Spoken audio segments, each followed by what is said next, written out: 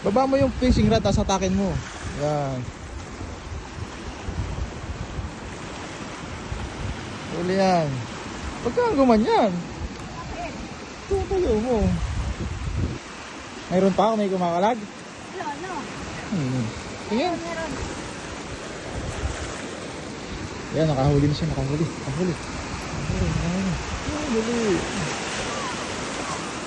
Pero dali, baba mo ganun. Baba. And then, pihit, taas. O, diba? Baba, tapos pihit. Yan. Baba mo yung fishing rod. Dali, taka. Pulot mo lang, kawa yan.